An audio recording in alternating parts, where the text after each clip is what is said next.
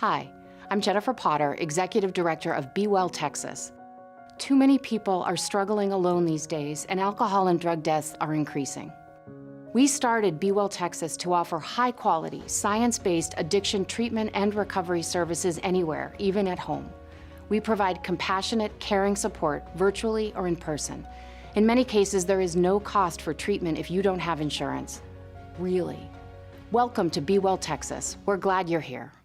I want to talk about something that's been really exciting around here, and that is our partnership with our friends at Ford.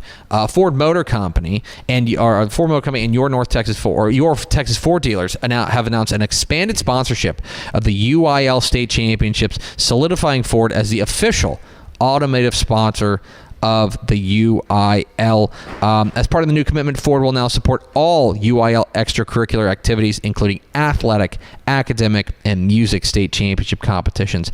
In addition to the sponsorship, Ford is celebrating the 20th anniversary of the prestigious Built Ford Tough Player of the Week Award and Player of the Year Award. This campaign has become one of the most celebrated in Texas high school sports, recognizing standout athletes, student athletes, for their on-field performance, leadership, and commitment to excellence. Ford will honor some of the most decorated players who have received the award over the years, with a special focus being on their achievements both in high school and beyond. Guys like Jalen Hurts, Patrick Mahomes, Kyler Murray, all former Built Ford Tough Players of the Year, and we're partnering with them to amplify that. Dave Campbell's Texas Football, we're going to be amplifying the celebration through our partnership through all of our different platforms, so Texan Live, as well as here on this program and over the course of our social media as well, and TexasFootball.com. We're really, really excited to be partnering with Ford to help celebrate all of the things in Texas high school sports across the landscape. So more to come on that. There's more information on TexasFootball.com, but we're so thrilled to announce that partnership in Texas and the Texas Ford Dealers' expanded partnership as the official automotive sponsor of or partner of the UIL State Championships. We certainly are very, very excited about the future there.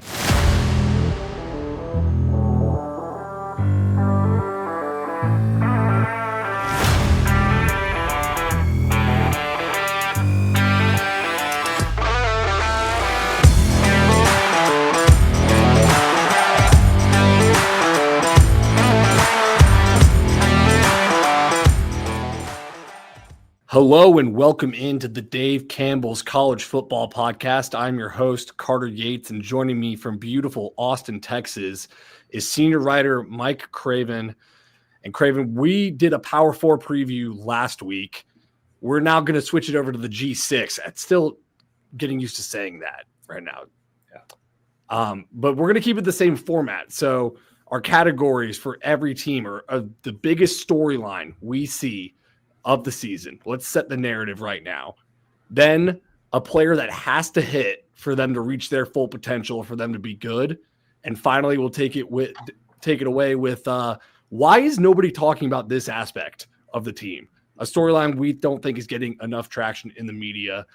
Let's start off with the Texas State Bobcats in the Pac-12 conference. Another thing it's going to take some getting used to. Just came down a couple weeks ago. Craven, with that in mind, what is your biggest storyline for the Texas State Bobcats this season? Yeah, I mean, last year in the Sun Belt, so can they kind of get over the hurdle and win the division, play for a conference championship? But I'm going to go with just what is a good season? What are the expectations in Texas State right now? Because I talked to G.J. Kinney about this a little bit when I was there in the spring. You know, he wins 8 games in year one, and he's the greatest coach of all time. He's going to take Texas State to the playoffs. Like, here come the Bobcats. He wins 8 games in year two, including beating UTSA by a lot and North Texas in the bowl game. And it's, we thought they could have done more, right? That we thought they could have won a championship. We thought they were college football playoff G5 contenders, but they weren't. And so one of the downsides of having early success and beating Baylor right off the bat is like recalibrating what expectations are. And now you have to live up to that and feed the monkey and give more and do better and improve on that.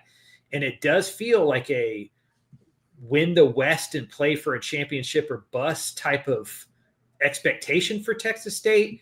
And with the amount of roster turnover that they had, I'm not sure that is realistic. And what does the fan base think of maybe a third 8-win season in a row? I think part of missing expectations for GJ Kinney is he's setting them so high early in the year. So first year, season opening win against Baylor, it immediately recalibrates expectations. And then last year, just stomping UTSA and then playing Arizona State tough. And it turns out that Arizona State loss is like one of the best losses of the season, probably. And I know that sounds like loser. It could have won that game. You could have won that game.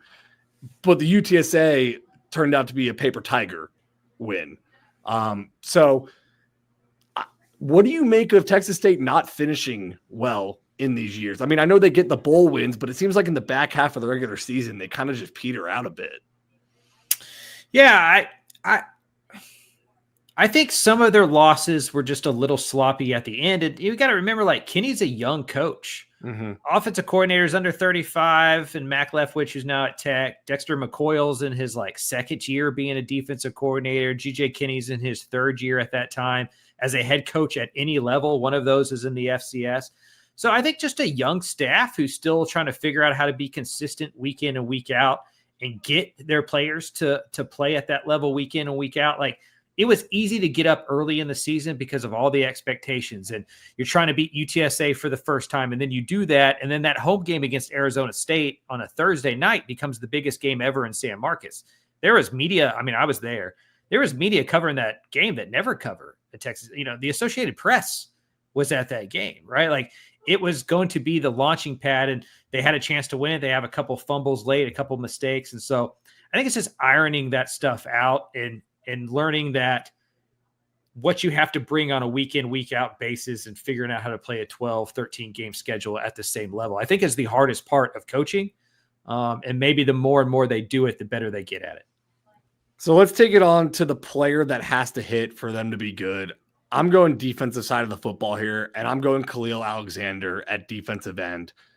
He had a great season last year, started 5 of 13 games. And even though he only started 5 games, he led the team with 11 tackles for loss. He emerged after Ben Bell opted out of the season.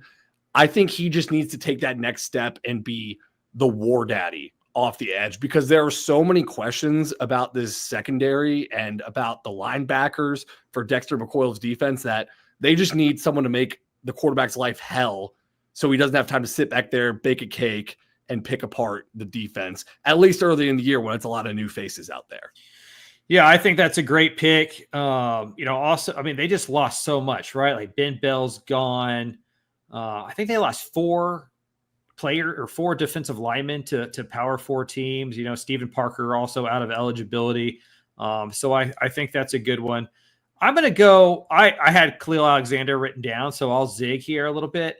I'm going to go with like a Chris Don or a Bo Sparks. Like, one of those guys has to step up to be the big time wide receiver 1. Jaden Williams gone, Joey Hobart gone, Cole Wilson gone. Like, they've had a really deep and bountiful wide receiver room. They're going to count on a lot of new faces that some of them don't even show up or didn't show up until the summer. Those two, Sparks and Chris Don, are kind of the familiar faces, and with a lot of rotating parts on the offense. Ishmati's gone, Jordan McLeod at quarterback's gone. Like, they have to be stabilizing forces and have big years, and one of them needs to emerge as wide receiver 1. You mentioned how many people have gone on to Power 4 schools after last year. I think that's a credit to GJ Kinney and the talent evaluator that he is. I know you've written about it. It's in the magazine with an anonymous coach's quote about how GJ Kinney is a GM type figure for this team at Texas State. Do you think there's any people when you visited with Texas State in the spring, maybe just your own looking at the roster? I know I'm putting you on the spot here, but like, is there someone we're just not talking about at all that could really step up and like that's a sneaky good ad? They think they did pretty well on the interior of the defensive line, like a Jordan Sanders, a Cameron Washington. I think the episode's not out yet, but we talked to Jared Kalmus from Alamo Audible last night, and I had the conversation with him of, is it possible to make a roster as good as you used to be able to in the G5? Like, you're exporting better talent than you're importing. And I think that gives a guy like GJ Kinney an advantage because he really is a personnel junkie. Like, he loves it. Like, I think it's the favorite part of the job to him is finding those diamonds in the rough. That's how you put together that roster that he did at Incarnate Word. A lot of them who came over with him when he first had success in Texas State. And so I look back at year one at Texas State as the blueprint of how this year is going to go. Like, we didn't know what to expect for Texas State in 2023. We thought Malik Hornsby was going to be the quarterback, and then TJ Finley comes over in the summer. You wonder how those Incarnate Word transfers are going to do. Texas State hadn't had, a season where they went to a bowl game yet. But then they were great. Guys like Joey Hobart, like, really emerged. Ish Mahdi, like Ben Bell, a lot of those guys that we didn't know as household names emerged. And maybe that's this year where even the staff can't point to 3 or 4 under the radar guys because they're still figuring out who's going to play and who's not going to play. And that's probably going to continue into fall camp. But I think the good news for Texas State fans is that you've seen this coaching staff pull that off before and have a big year, and maybe they can do it again. Because on paper, they're not as talented as they were last year or the year before. Yeah. And what is your narrative storyline that people aren't talking about enough? Can I guess it? Is it that they're not that as talented on paper as they were years before? That's a good one. I do think that's not just a Texas State deal. I think we could talk about that at pretty much all of these G5 teams. I don't think Sam Houston's as good as they were last year. UTSA is definitely not as good as they were in 22, 21 when they were winning conference championships. Like, maybe, I don't think North Texas is as talented as they were, but defensively, maybe they make up for that. Why is no one talking about this is the loss of Mac Leftwich. Dude, we have gone 2 out of 3. We didn't hit any of the same notes on the P4 preview. The first school here, 2 out of 3 are the same. Yeah, I think we're giving a lot of credit to just GJ Kinney just being able to keep it rolling. And I think Mac Leftwich was an underrated part of the operation offensively. I'm not sure while he was at Texas State, he ever got the credit he deserved for what that offense was, even dating back to the FCS. And so we're going to see what a real GJ Kinney type offense looks like. He went in-house. When I was there in the spring, I asked him if he was going to call plays. He says that was still to be determined, which leads me to believe he's probably going to call some plays. And so we'll just kind of see what that is. And I think we assume the Texas State offense is going to be great and hit the ground running, kind of how we give Eric Morris the benefit of the doubt. The difference is, Morris is always kind of the guy calling plays. Like, we'll see kind of, what that's like, what that changes for GJ. Yeah, it'd be interesting if GJ went from not calling plays to calling plays. Now that Leftwich is gone. Now Landon Keppel is taking over as the offensive coordinator. He worked with GJ at Incarnate Word. I believe, where else were they? Were at a couple schools together, right? I wonder, and I don't know this, maybe this is a good question to ask some coaches. Like, it's not like Kinney wasn't a huge part of what it was getting called, but like, how much do you know what you're calling going into the week versus like being a play? You know what I mean? Like, how much of it is freelancing on the sidelines and how much of it is just looking at a chart and being like, we decided on 3rd and less than 4 on 3rd down from this marker. So I don't know what the variable is on if he calls plays or if he doesn't. I just think Leftwich was always an underrated part of that system. And without your guy there, without your boy there, like, you're going to have to do a little bit more. Like, you just think there's more on your plate, and how do you kind of handle that responsibility? Anecdotally, when I have been at Texas State games, it feels like GJ and Mac are both out there, right? At the numbers, right? Like, actively communicating.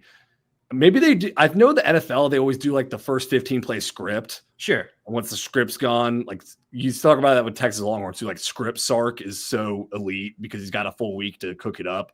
I believe after those 15 plays run out, I just can't imagine GJ wasn't ever coming on the headset or going up to Mac and be like, run this right now. Oh, yeah, I'm sure. Yeah. So that'll be an interesting dynamic to watch for sure. We talk about offensive-minded coaches. Do we want to go to North Texas right now? Talk about year 3? Let's do it. Eric Morris. Let's do it. I enjoy talking about the Mean Green this offseason as much as any team that we cover. So my storyline, hear me out on this one. So this is not a prop bet at all, but like, if I could make it a prop bet and could bet on it, I feel like Eric Morris has to be the clear favorite for least likely to be with their team after this upcoming season. because if they go like 5-7, he might be gone. If they go like 10-2, he might also just go to the Power 4. Yeah, that's true. So just the storyline is just what a pivotal year 3 it is for Eric Morris. And also, I feel like he's just getting his tenure started, but it's just a testament to how quickly fans expect results in college football. Yeah, and I mean, it may be his decision one way, even if it's just like an offensive coordinator job at a big P4 school. You know, I feel like the ladder has kind of changed a little bit since he's taken the job. Like, that's how much college football changes so quickly these days. Like, it used to always be P4 coordinator, go be G5 head coach, win some games there, and then you get your shot. Like, I'm just not sure that's true anymore. The G5 is so tough to win at. I wonder if all the big jobs are going to be hiring coordinators from the P4 more so than dipping down into the G5 ranks. And so you may not even lose him as a head coach if he goes 5-7 or 10-2. It may just be one of those, like, we can't just keep replacing this offense every single year. I'm going to go somewhere a little bit more stability. I don't know. I do think that's a good, intriguing storyline because it is a huge year for him. The schedule sets up well. You're on your second defensive coordinator. Clearly the offense can be good. And that's my intriguing storyline. I thought you were going to go defense, and I was trying to zig. So like just the defense, I guess, would be a good one. But like mine is like, how do you keep doing it? Can you keep replacing your starting quarterback, your best wide receiver, your best running back? Like, how long can you keep going to the well and just continuously putting up a top 20 total offense in the country? Like, maybe it's forever. Like maybe that could just be done in perpetuity, or does like the dice roll out at some point and you don't hit at the quarterback position, or you don't hit at some of the skill position guys, or you have the injuries that they had last year and you just don't have the depth to deal with it. That's kind of my intriguing storyline is, can he do it again on the offensive side of the ball? I personally would say, like, if he was there for 10 years, no way they all hit. If he had to portal a quarterback every single year, like, there's no way. Just by luck, you would say one of them doesn't work out. But then that goes to the point, too, of how much is it the quarterback and how much of it is Eric Morris scheming everybody wide open? Yeah, I don't know. We might find out this year. You know, I don't know if Reese Poffenbarger is on the same level as a Chandler Rogers or a Chandler Morris. Drew Mustamaker may be their starting quarterback. And, you know, as you know, he didn't really start at quarterback at Vandergrift. He was a backup quarterback in the high school ranks, had that big game in the bowl game against Texas State. I think it's fair to say they're less talented at quarterback this year than they've been in his first 2 years. How does the Eric Morris offense handle that? It might be seamlessly. That system may be so good and so friendly to quarterbacks that you don't need much back there. But maybe you do.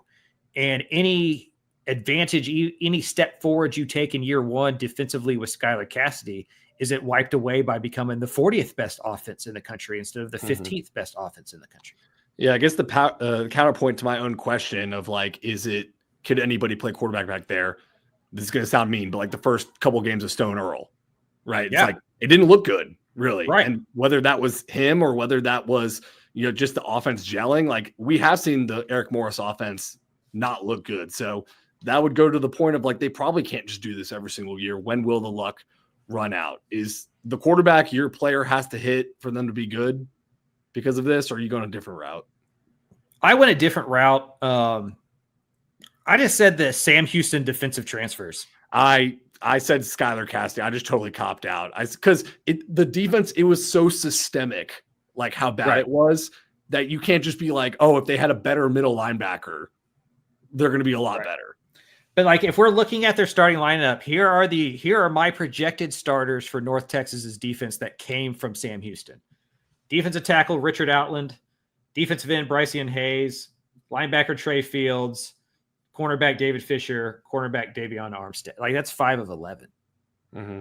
And if they can all hit the ground running and help this group turn that corner and play well early on and kind of be coaches on the field and like just kind of help, like what you said, the systematic change of what's happening here. If you can count on those 5 guys to be as good as they were at Sam Houston, then you're cooking with grease. Like you've got 50% of it figured out. My question is, how different is the American versus Conference USA? Like, can they be as good of football players at this level as they were? Because like anybody who's listened to this podcast a lot knows my feelings of what Conference USA is. And I do think it's a step up from where they were to where they are now especially in terms of like what offenses they're going to see on a weekly basis. I mean, half the teams in Conference USA were FCS teams in the last 2 or 3 years, including the one they were on. Yeah, exactly. So, and I saw a quote you had from the magazine from Eric Morris, and he's basically talking about how Skylar has made 1-year turnarounds at ACU and Sam Houston, so he's confident he can do it here. And my takeaway from that is it's got to happen this year. Like, it's got to be way better, way fast. This is not going to be like a, hey, we're going to ramp up for 2 years or so and get this all figured out. So they're banking a lot on those Sam Houston transfers this year. Yeah, because to your point earlier, even if the seat doesn't get scorching hot this year, it absolutely will be in year 4, because this fan base, they fired Seth Luttrell because they thought that they could raise the ceiling. They enjoyed the floor, he had said. They didn't have bad teams. They made bowl games. They hovered around 500. They beat some rivals. Like, North Texas was a solid football program, but they saw, to our point all the time, college football is as fun as it is miserable for your rival. They saw what was happening at UTSA, and they said, like, why can't we be that? Like, why can't we go win conference championships? Why can't we have those type of players that are going into the NFL? And so they go hire an exciting, kind of young Texas coach that they think can like raise that ceiling. And so far, they haven't. And so if it's not a win or die season this year, I do think in year 4 it definitely is. And so Skylar Cassidy is a big part of that puzzle. So the narrative I don't think enough people are talking about, and I got this from JD Davis when he hopped on the podcast to give that North Texas preview, is that this could be the best offensive line since 2018. Like that shocked me when he said it. And then he started going down the list. Well, it shocked me because Tyler Mercer went to Kansas and he was like the freshman All-American center. But once he starts going down the list, JD does, it's center Gabe Blair is going to take over there after his health issues he had last year. But apparently Eric Morris is high on Texas Tech transfer Dylan Shaw. Braden Nelson was a guy getting Power 4 buzz, and it was a big recruiting win for North Texas to get him back into the fold in Denton. So I think maybe if the skill players even take a step back, does the offensive line taking a step forward balance it out? And this is still the best offense in the American Athletic Conference. Yeah, that's a good segue into my point to kind of like they kind of coupled together. Are we sure that this North Texas offense won't be better at running the football than passing it? Because of that offensive line, because of 2 quarterbacks, especially if Mestermaker wins the job, which I think is, at least 50-50, if not more. Like, there's buzz building that Drew Mestermaker is going to be the starting quarterback for the North Texas Mean Green if everything goes what it's been going this summer.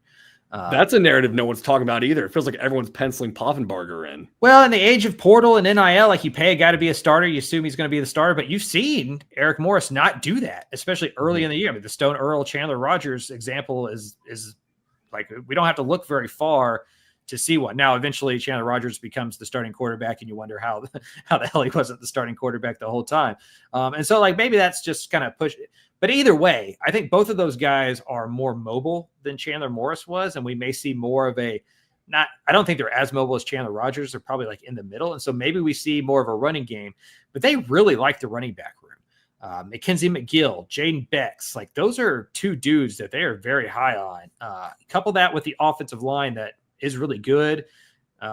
Maybe they decide to change their philosophy offensively a little bit to help the defense. Like, the goal isn't to score the most points on offense. The goal is to score more points than the other team. And so maybe they use the running game to take some pressure off the defense. And so I think that this could be a worse passing game than maybe we tend to expect from an Eric Morris offense, but maybe a better running game than normal. Mm-hmm. And I remember when he first took the job talking about his arid philosophy where he differs from Mike Leach. And this is kind of all the guys that are in the Mike Leach tree is like, they have to run the ball a little more than Leach did. And the example he gave was Morris was on that Texas Tech offense in, I believe, 2007, the Michael Crabtree year. Was it 2007 or 2008? Either or. They basically, the week after Texas, they then screwed the pooch against Oklahoma in the biting wind because they couldn't run the ball at all. So he's got memories of that. Yeah, it was 2008. The Crabtree catch was 2008. All right, let's go to North Texas's rival, UTSA. I'm gonna start off with the storyline here. Lord forgive me, I've got to go back to the old me. Again, Jared Kalmus, when we talked to him, Craven, you were talking about the quote that Jeff Traylor gave you for the magazine. I think it's the best quote in the summer magazine. He says, when we got here, we were just a bunch of hungry-ass dogs. I didn't give a shit what everybody has said. We were just physical, tough. We played hard. We're still tough and physical, but we were just undisciplined, in my opinion, and that's nobody's fault but mine. Sign me up. Yeah. They were really bad in areas in which they're typically good, which is why they won so many one-score games. Like, we all call those coin flips, but it's not exactly a 50-50 coin flip. Like, there's more than just luck involved, and it's usually being disciplined, making big plays at the right moments, tackling, not creating or not having dumb, unforced penalties.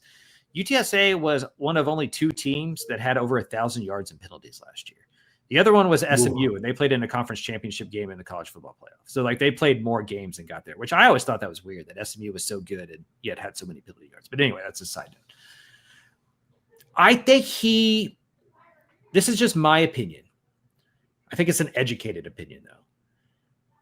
I think he got a little comfortable with how good things were there. Like, they're just rolling, right? I mean, it's just – they're winning football games. They're dominating the Conference USA. They move up. They have a really good season kind of right away in year one.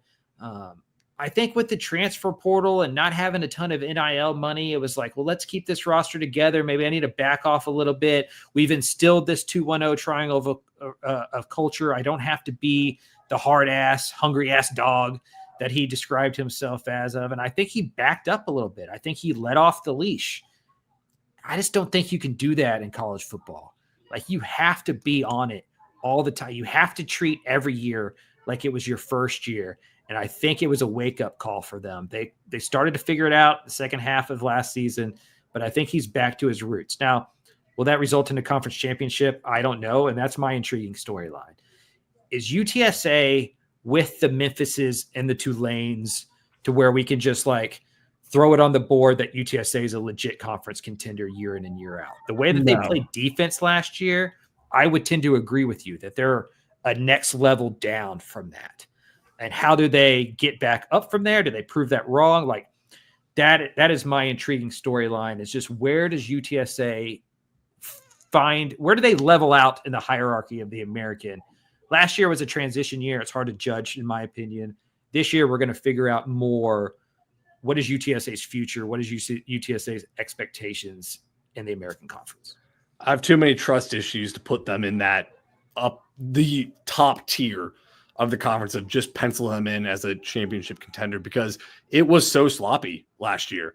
I mean, I get caught in between, like, was last year the best Jeff Traylor coaching job, or did he dig his own hole kind of with this? Maybe it's a little bit of both. Like, maybe like they dug a bit of a hole and then he did a hell of a job getting them out of it.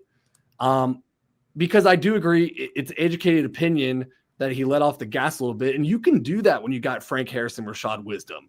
And you probably have to do it, because you can't have Frank Harris, Rashad Wisdom, and then the hungry-ass dog coach all the time. Like, sometimes you need to take a bit of a step back and let it be player-led. Those are the best teams. But then when all those guys leave, you got to go back to the old me, which is what he's about to do. I think he thought the culture had seeped into the pores of everyone in that locker room. And as we're all learning in college football these days, every single year is a year-to-year proposition. There is no carryover. And I think that was a lesson learned by this staff, who promotes from within, that typically recruits from high school and tries to develop. Like, I just think they overestimated what they could keep and what would carry over from the Harris Wisdom day. Like, I just think it kind of left with them, and they didn't do a good job of reestablishing it. Yeah. All right. What's the player that has to hit for them to be good? Shad Banks. That's who I picked too. Yeah, we talked to, and it's probably because the conversation we had with Jared Kalmus last night. Like, he's got to be really good. If I was going to pick somebody else, it'd probably be a Vic Shaw or somebody who could come off the edge to go get sacks, because as Calmus was talking about, like, UTSA's usually got a really good edge rusher. Jason Neal, Marcus Davenport. It goes on and on, right? Trey Moore, and then to Jamari Robinson. I'm missing somebody in the middle there. Charles Wiley, I think, is who I'm forgetting. But anyway, they need somebody off the edge. But to me, they're replacing the program's all-time leading tackler in Jamal Ligon at middle linebacker. Like Shad Banks, the former TCU recruit, needs to be really good in the middle of that defense. Yeah, and I think part of the argument of why we picked Shad Banks is I think that because the edge rusher always produces, you kind of assume, and maybe this is a bad assumption, that it's scheme related. So you can stick guys there and they can turn into producers. But that Mike linebacker, weak side linebacker spot, it's kind of on them in this scheme. And my litmus test for if you should count a transfer as like a sure thing, or as much as a sure thing as possible, is if the media lists last season stats versus if they list their career stats. So, like, for instance, in our magazine, we've put Shad Banks Jr. should give UTSA a boost after notching 142 tackles. And I'm like, nice. Over 42 games. Dating back to 2021. Still good. Great college football player, but like we're going over some years now. Yeah. No, for sure. For sure. Pretty unproven. Was in a really good linebacker room at TCU. Remember, he's a former high school wide receiver who's made this transition, really athletic, and maybe playing at that G5, G6 level allows him to reach a higher ceiling than maybe he could in the Big 12. All right. Why is nobody talking about this aspect of the team? I'm going Owen McCown, the quarterback. And again, shout out Jared. This conversation is so fresh on our minds, but you made a good point of like, why is Owen McCown not getting more national recognition? Because he's got NFL legacy ties. His father was a backup quarterback for 18 years. He was awesome last year. When you looked at UTSA last year, you said, hey, they're going to take a step back at QB because Frank Harris is gone, but the defense is going to carry them. It was the exact opposite. I mean, Owen McCown basically carried them down the stretch of the season, got them to that bowl game. So I agree with Jared. Like, why is no one talking about Owen McCown more? I tend to think that it's just kind of like an overall disrespect of the G5, right? Like he's a G5 quarterback who went 7-6 last year. Mm-hmm. Like you have to win 10 games and be a part of like those kind of championship level teams for the national media to like look up from their Power 4 binder. Like you're just not going to get that kind of attention. And I just don't think they were good enough, especially early in the year. And we just typically turn teams off. Like I think the same thing happened with TCU, where like, if you're not really good, if you don't catch our attention the first half of the season, we're just like, oh, okay, well, we'll put you on the shelf, and like you just don't even look back on it. I don't know if UTSA, if like outside of like, the UTSA space, people realize how good Owen McCown was down the stretch, starting with that Memphis game and like all the way down. So I just think he gets overlooked the same way as a lot of really good players from this level get overlooked. All right, what's your narrative? My narrative is the skill position talent around Owen McCown, David Amador, Devin McEwen, maybe the best tight end room in the G5. Like this is a really loaded group. Maybe it's never going to be like Joshua Cephas, Zachary Franklin, JT Clark when they're humming good, Sincere McCormick as the running back. Like to our conversation earlier, like I don't know if rosters at this level can be that good anymore because of the portal and because of rev share and NIL. But this is about as close as you can get. Like they are loaded on the offensive side of the football, should have one of the better offenses in the American Conference, if not the best offense in the American Conference. And while Owen McCown doesn't get enough flowers, I think the players around him don't either. I mean, Robert Henry at running back is another really good football player. Like two guys transferred out to bigger schools because Robert Henry was there for the most part, right? Like they thought they were going to get snaps. He gets the JUCO waiver, and now they got to go to like Cal, right? Mm-hmm. And so I just think UTSA has put together a really good offensive group around Owen McCown, and if the offensive line can hit and stay healthy, they're going to be really, really good. Well, we're talking about offense with UTSA. I got another team whose offense I'm excited to see, and that's the Rice Owls. That's my big storyline You can go year one Scott Abel era. I'm going to take it a little more specific and just say, what's this shotgun option look like? Not a triple option. As Matthew Bartlett from the Roost, when he was on, he'll have you know. And that's an important distinction because it's more like the Oregon offense you saw in the early Chip Kelly years, I think, in terms of scheme. And I'm excited to see what it looks like because I have no idea what to expect.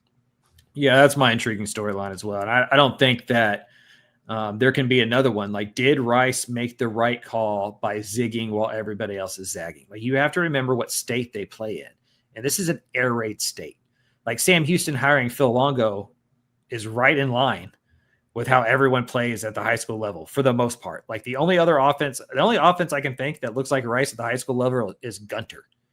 Mm-hmm. Like, I can find 1,000 offenses that look like what Sam Houston is going to run, or at least a version of that. And so they wanted something different. They wanted something interesting. They wanted something outside the box. I don't know if year one is the best picture of it, right? Like, I mean, he hasn't recruited to that. Rice isn't the type of university that can just, exit stage left half of their team and then bring in a bunch of new guys. Like, you kind of have to dance with who you brought or who was brought before you. You're like cooking, with somebody else's grocery list. But I do think it's going to be really interesting. I'm excited to see it, and I will be tuned in. I mean, I have to contractually tune in every single week, but I will be locked in on just what that offense looks like. I can't wait for that Louisiana game just to see it with my own eyes.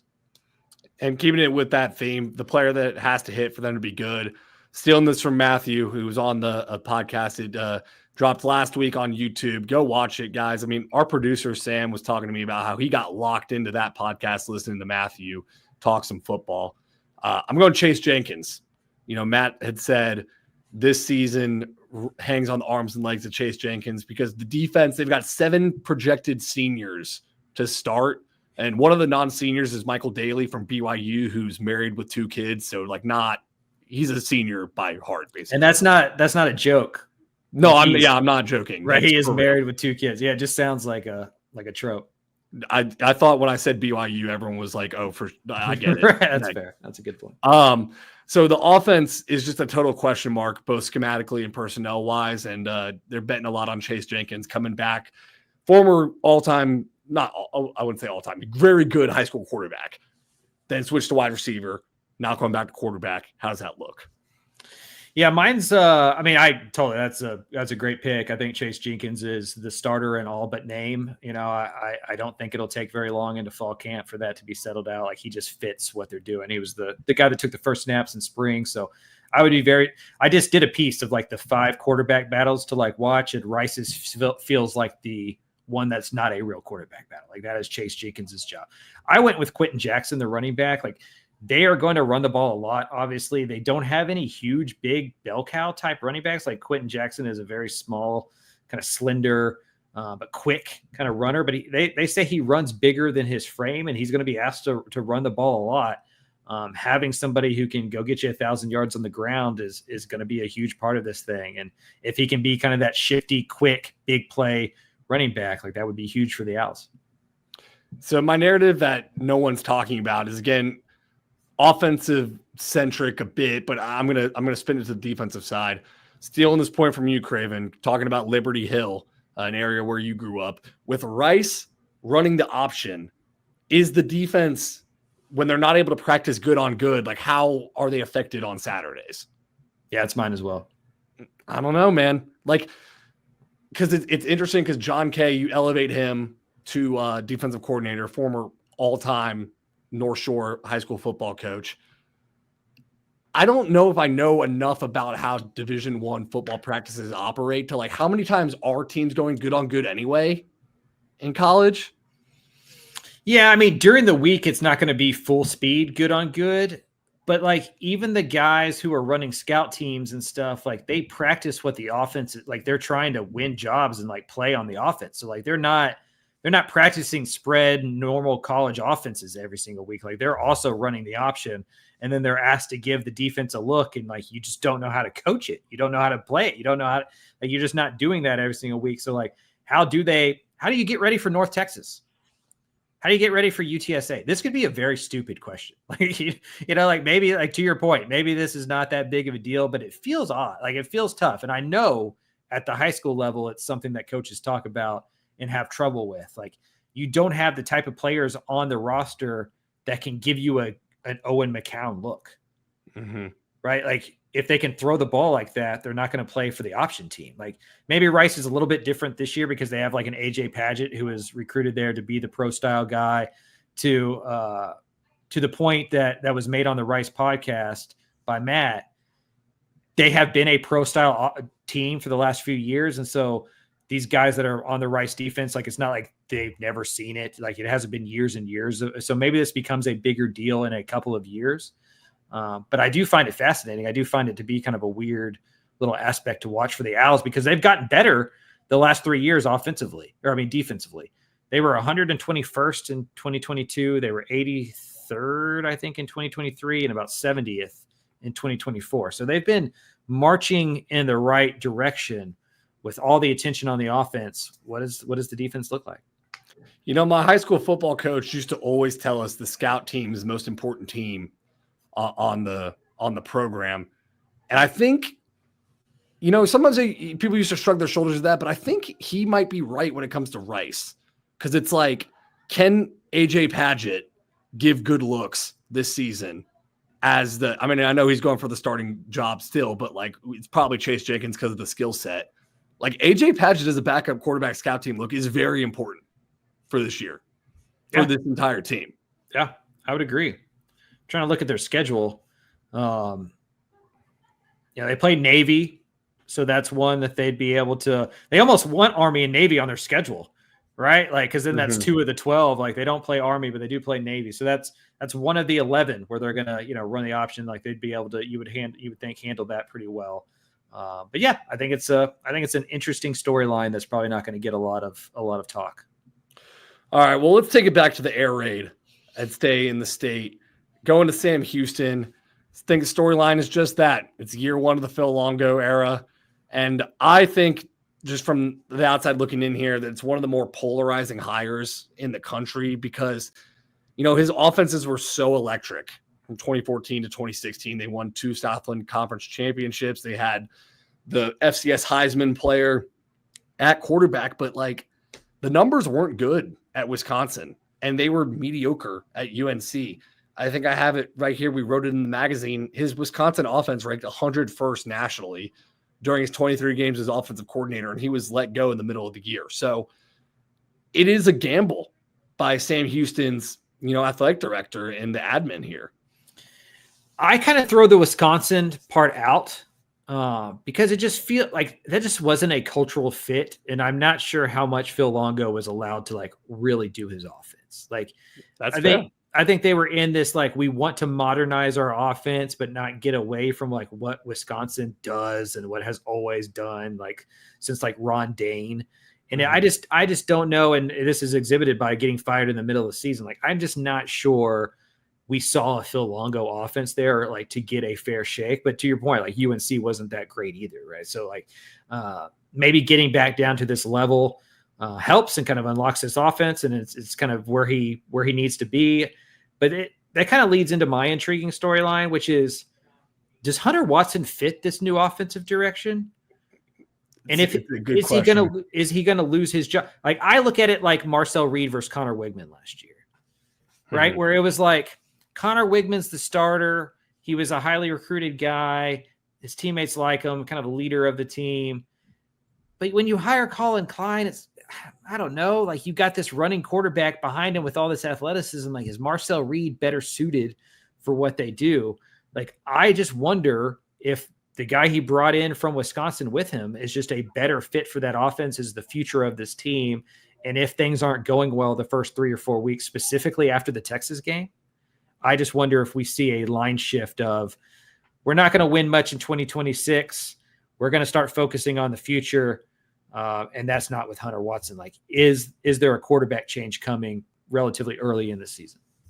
When I first started reporting for the magazine stop at Sam Houston, I almost assumed it was maybe Matoyer's job because he came from Wisconsin and was just more of an air raid guy. And we watched Sam Houston last year, and I was a Hunter Watson fan. I really liked what he did, but I never watched Hunter Watson and was like, oh yeah, this is a guy who can spin around the yard 40 times a game. This is not his style. So it was surprising to me when the more I started digging in, it's like Hunter Watson is probably leading the job as the incumbent and through spring football. And people point to the bowl game that they really spun it around the yard, and he played really well in that win to get to the 10th win of the season. But I agree with you. It does feel like the A&M situation from last year. And how much of it last year with Sam Houston's offense was it scheme, and how much of it was Hunter Watson is just not a spread quarterback? And that goes back to Salina when he was in high school. Salina wasn't a spread offense when he was there. He's just never really been asked to play in an offense like this. He's a dual threat guy who runs QB power 100 times a game. And running QB power on September 20th against Texas is going to be yeah, that's the other thing. I guess I look at this, and I could be making this. I could be making, maybe Hunter Watson starts 12 games and I'm over analyzing this thing. But I guess I kind of see it as, when a young quarterback in the NFL is getting groomed to take the job, but you don't want to throw him out there until you get a bye week and you get past the Ravens defense. Mm-hmm. It's like, if we just get to week 5, they played Pittsburgh and Baltimore, we get a bye week, and then we can start him after that and not kill him and not kill his confidence. On September 20th, which is their 4th game, because they start week 0, they play Texas. The week after that, they have a bye week. The week after that, they play New Mexico State. If there is a time to make a quarterback shift and kind of just turn your page towards the future and just do what, bring in the player that you brought in, that you recruited to Wisconsin, that recruited to Sam Houston State, it feels like that is the time to do it. I'm just going to watch. I'm going to have my eyebrows raised a little to kind of see how this quarterback dynamic goes, because I would imagine they're 1-3, if not 0-4.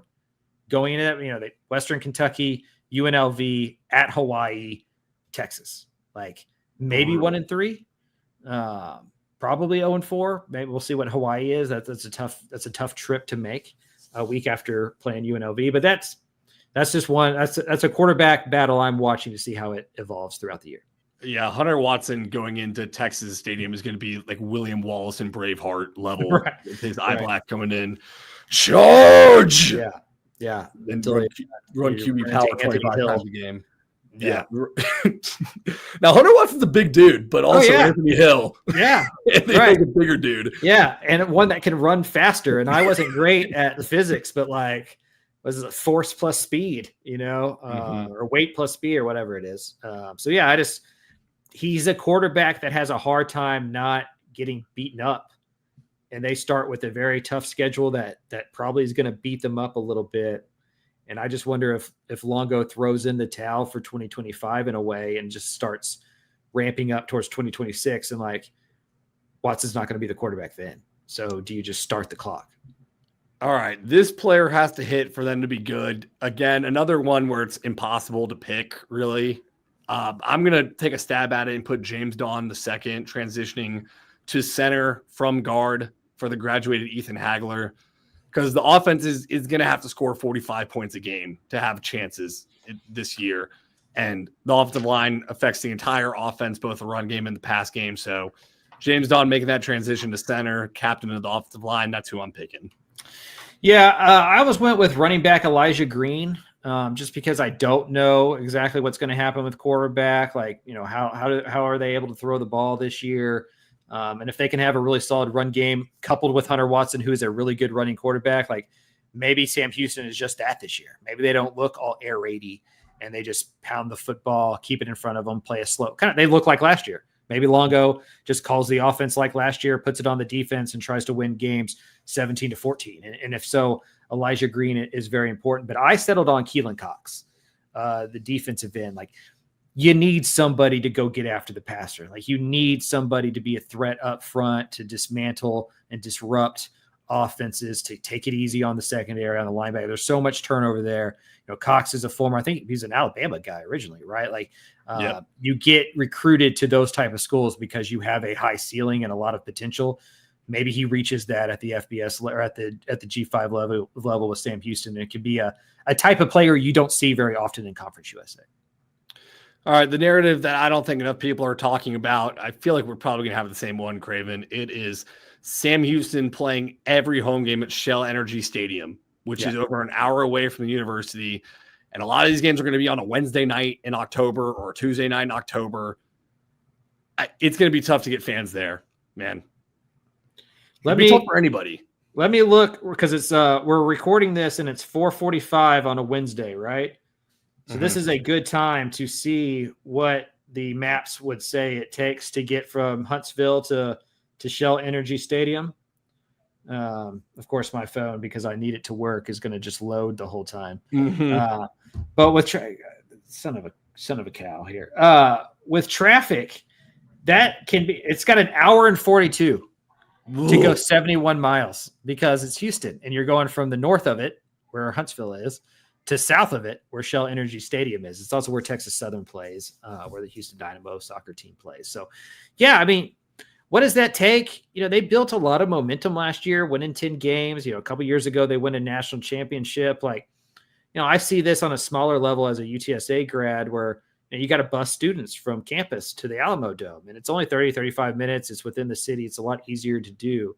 What do those games look like? What are the momentum? Is it 12 games that feel like a road game, you know, or at least a neutral site game where you don't have much of a home field advantage in a year that's probably going to be tough with a lot of turnover, a lot of newness. And Sam Houston doesn't have a ton of money. Like, what are the logistics of getting all the students there, getting all the players there, setting up the signage, getting the field right? Like, there's just a lot that goes into that, I feel like. And that's going to be another variable to a season that seems to have a lot going into the year. Let's close it out with a Conference USA rival for the last year, probably, before they go to Mountain West. The UTEP Miners. My storyline is, does the hype of the Scotty Walden era start to produce on the field? You know, because it's back-to-back top recruiting classes in Conference USA. Walden is a high-energy dude. It feels like they've got a lot of good momentum with this program, but it's going to take some time on the field. I've started to see, like, some people, the Stats of War guy, Parker, he was like, UTEP could win 9 games this year. It's starting to become a trendy pick, I think, in the media. Yeah, I may have fanned some of those flames with my schedule analysis with UTEP, because you look at it and, you know, Liberty and Texas are probably the only 2 games that they can't win or shouldn't win. You know, the other ones are relative coin flips. Like, there are a lot of teams on there that UTEP is pretty on par with, that should be peers with. And they're not going to win all 10 of those games, most likely, but they could do what Sam Houston did last year, and it wouldn't be completely out of left field. I think it's less like, I mean, I would be putting my house payment on UTEP's over if I thought that it was for sure going to happen. But I do think that they have the ability to do that. My intriguing storyline is, does the 5-star quarterback even start? You know, you bring in a 5-star quarterback who was the Gatorade California Player of the Year back-to-back seasons as a prep, goes to USC. You just assume he's going to start. I think a lot of like UTEP fans that don't peruse the message boards every day and aren't online every day, like they just assume Malachi Nelson's going to be the starting quarterback. And I'm just not sure. And I've been on this bus for a long time. I'm just not sure that's a correct assumption to make. I got to see what Malachi Nelson looks like in practice for Scotty Walden to not put him out there. I mean, with all due respect to Skylar Locklear last year, because the offensive line was a mess, and I'll talk about that on a player that needs to be good for them to hit. But it's like, it's the 5-star from like 2 years ago. You know, you got to see what he looks like out there in action. And I kind of guess that goes to my why is nobody talking about this aspect of the team is I feel like Scotty Walden is still so beholden to Austin Peay players. Like, when we were going through the roster and he's talking about the linebackers that projected to start are new transfers that started out at Austin Peay and had gone elsewhere, and now they're coming back for a reunion. And then it would go with the same type narrative if Skylar Locklear, a former Austin Peay guy, starts over Malachi Nelson. And, you know, it made sense last year when it was he basically had like El Paso Austin Peay as his first roster. But now we're 2 years removed, and you're going to start Skylar Locklear and you're going to bring in more Austin Peay guys. I don't know. Maybe I'm overthinking that, but. And I could be the one overthinking it. Like maybe this is as simple as you bring in a 5-star quarterback. Maybe he doesn't end the season as your, but you at least give him the rock in week 1 and see if he can start scratching that ceiling a little bit. The thing that gives me pause is why isn't he just the guy? Like why isn't that an easy, like why in the spring wasn't it like reports coming out and like Malachi Nelson looks great. He's getting back to form. I don't know why it didn't work at USC and Boise State. Like we're seeing the talent we thought he was coming out of high school. Like he didn't take the first snaps in spring. He didn't take the second team snaps in the spring game. And so I guess to me, every day that passes that Malachi Nelson isn't just the obvious starting quarterback at UTEP makes me believe that maybe he's just not that guy. And if you're Scotty Walden, what is the risk? Is it a bigger risk to play him if everybody else there can see that he's not that dude? You know what I mean? Like if you bring so interesting, if you bring in the 5-star quarterback in, but through practice and through workouts and like everybody sees it and it's just like, well, I mean, Locklear is better. And I'm not saying that's what's going on, but like if that is the case, don't you just have to go with Locklear or risk losing everyone else? Yeah, you do have to go with Locklear 100%. And Locklear, by the way, battled last year. I mean, he basically got decapitated in one of those games. Yeah. Like he put it on the line for the team. He had to have earned some respect for that. And, doing the magazine visit with Walden, I'm obviously expecting and have my guard up for like he's going to talk up Locklear and like make this a competition, but it's gone past coach speak for me. Right. Where it used to be, hey, maybe he just doesn't want Nelson to transfer in the spring. And he wants to keep it an open competition, keep everyone sharp to where it's like, dude, I really think Skylar Locklear is like competing for this job and might start. And you're right. You do lose the locker room if Locklear is way better in practice. And I'm not saying that's what's happening. I don't know. I haven't watched practice. But like if Locklear is that much better in practice, you would lose the locker room by starting Nelson out there. Yeah. But guess what? You'd also lose the locker room if the team is 0-4 and you continue to put Skylar Locklear out there and you got a 5-star on the bench. Right. It may be the best way to do this is you start the 5-star, you give him a couple of games to figure it out. And if he doesn't, then you go back to Locklear and you just move forward, because if he doesn't, if Nelson doesn't start week 1, it's hard to imagine he's bought in week 4 when you move to him, if you need to make a move. Mm-hmm. Whereas you would assume Locklear is because of his history and just his ability to handle that. How we always joke that like Eric Morris's wide receivers look a lot like Eric Morris. Like you can tell he's got a type. Because he knows he sees himself. Doesn't Scotty Walden just scream the kind of guy that's like rooting for Skylar Locklear over the 5-star? Yes. He's an undersized, scrappy quarterback that everybody like wrote off. I just think when the chips are down, if it's 50-50, I don't put it past Walden just rolling with the dude that he knows, that he trusts, that he knows is in for the team. It's always felt like, at least it seems, if a 5-star is coming to UTEP, you just assume he's trying to like contract year himself back into the P4. You come to UTEP, you have a big season, then you transfer to an Iowa State or, whatever, throw a team out there. I just wonder if he's as good as advertising, as good as his recruiting label would suggest, why didn't he end spring with the buzz of, holy crap, we found a quarterback and like we're so excited to see him start scratching the surface of what he could be? You haven't heard that. And maybe that's coyness to keep him there. Like you said, I mean, that's a great point. With the transfer portal, this could all be like a massaging of egos thing where it's like, we can't lose one of them. So we have to treat this as a quarterback battle. But I guess I just assume that if Malachi Nelson is the guy, we would hear about it and they'd be building buzz behind it. And you just don't hear it leaked anyway. You just don't, even when you talk to dudes from the UTEP media, you just don't hear that kind of buzz. Yeah. It's not even on like the aggregate X accounts, like Rookie Watch or whatever. Right. That it would have been on. Right. At this point.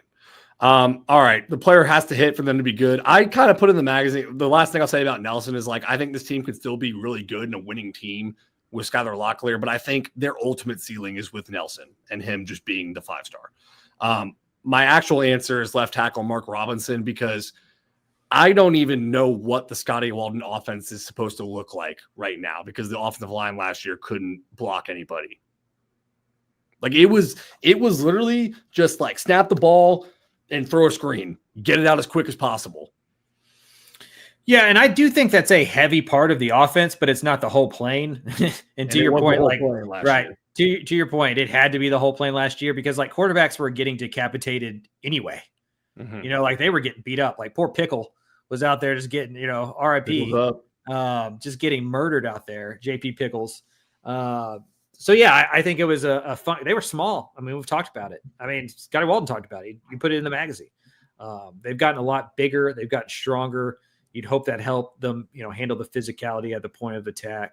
I kind of took a cop out here on player who needs to be good. I just said one of the transfer edge players, like Derek Burns from New Mexico State or Rashad Hall from South Carolina State, Orion Fisher from West Virginia. They lose Jalen Jones and they lose Mo Westmoreland to the transfer portal to bigger schools. And UTEP, kind of how we were talking about with UTSA, they've typically had some really good edge rushers defensively. Are they able to find one of those? Because that just makes everything else on the defensive side easier if you can get after the quarterback. Why is nobody talking about this? It's the Austin Peay take, which I don't even know if that should be a total narrative. It just feels like Walden's a foxhole guy. I think if you know anything about him, he's a foxhole guy. And he's still bringing in Austin Peay players. And it's kind of like, look, y'all were a great FCS team, but like this is the next level up. And like at some point we got to get guys from this level too. So I don't know. That was my why is no one talking about this? Yeah, I think he's trying to combine those type of players with the higher end recruits that they're bringing in and just seeing if they can find like a good mix of them. And maybe that's the right way to do it. We will find out. My why is no one talking about this? It's new defensive coordinator Bobby Daly taking over for JJ Clark and maybe not really running the system that he typically runs. Like, and just how that works. Like maybe it works swimmingly. But I just always assume coaches have a system because coaches like that system and are used to coaching it. Are there some bumps and bruises on the way, some growing pains, kind of figuring out how to meld those two philosophies together in the roster at the same time? It is very interesting that Scotty Walden's philosophy is we can get new coordinators, but the offense and defensive schemes stay the exact same. And that's one thing when you're the play caller, like Walden is on offense, but he's not on defense. Like Bobby Daly's calling those plays and he's calling them from a new playbook. And, talking to Daly in the spring, and of course he's going to say this, but like, he's like, he'd rather put the new terminology on him more so than all the whole rest of the team and the players. But this will show kind of like, it's a case study for, is this the right way to go about it in the G5 when it's kind of a newer team every year anyway, with a lot of transfers. So I can buy the argument. Like I get it in theory. I'm a psychology major by trade. Just because it makes sense in theory doesn't mean it makes sense once you test it, right? Mm-hmm. Like, and we're about to see if it's okay in practice, if it works in practice. Because I do think in the portal era as a G6 school, there is something to be said about like we are the constant. Like the coaches, the scheme can be the constant, and we can have the players rotate in and out more so than they used to. Whereas the roster used to be the constant. Maybe you lose coordinators, maybe you lose assistant coaches. So it could work, and it could be one of those genius things that in 5 or 10 years, this is how a lot of these programs kind of operate, where you find a coach to fit the peg, rather than the other way around. I don't know. I just find it to be interesting, and I don't think it's going to get a ton of talking points because all the UTEP talking points are going to be 5-star quarterbacks in El Paso. Yeah. I think talking to Adrian Broadus when he was on the show for the UTEP preview, he did say one wrinkle he could see is more 3-4 instead of 3-3-5. But the point still, it's a 3 down front and Bobby Daly's a 4 down front guy. So, yeah, remains to be seen. And even with you brought up everyone's going to be talking about the 5-star quarterback and Malachi Nelson. We could have done the narrative no one's talking about is he might not start. So yeah, and we've talked that out a good deal. So, all right, that's going to wrap it up for the G6 preview for the state of Texas. Craven, I'm ready for the football season now. We've done these previews. We still got a couple more, a month or so to go, but I'm counting down the days every day. Yeah, we're almost there. We're getting there. It's on the horizon. Get all your honeydews out of the way, figure it out, and then go into hibernation for 4 or 5 months, football hibernation. Yeah, start a show that you want to watch now if you haven't already. But don't be starting that new show come August 20th. I'm really worried about it, Carter. This is the first football season I've had a baby. And we're trying to do the whole, like, don't let her watch screens thing. She's only like 5 months old. She turns 5 months in like 2 days. By the time this is out, she'll be 5 months old. And so we're trying to do the no screens things because it just creates terrorists out of these children. But like, I kind of have to watch TV, my friend. Like on Saturday, I got the quad boxes going. Like the quad box is good for brain development. Right. So it's kind of how do you juggle that? My wife, as we've talked about on the show, not that big into football, obviously doesn't really completely understand how it works. And so when I've kind of like soft launched this issue for me and been like, hey, how do you, what do you, I got to watch football on Saturdays. If I'm not at a game, like even when I come back home, like and she's like, yeah, like, I can take her during those times and you can just take her the other times. And it's like, well, those times are from like 11 a.m. to 2 a.m. Yeah. Like it's not just like a singular football game or a quarter or whatever. It is like a whole day of it. So pray for me if you're out there. Are you watching any TV right now? Or are you also not doing TV? Well, I mean, you can watch TV when she's not around, but like that's never. True. Because like when she's not around, because people are like, sleep when the baby sleeps. And you're like, okay, but like when do you do the dishes and fold the laundry and mow the lawn and vacuum the house and go get some groceries and like, yeah. And you so can do it all in 45 minutes that she's asleep. Right. So like, I don't know. You probably have some like guilty pleasure movies. One of my favorites was The Accountant.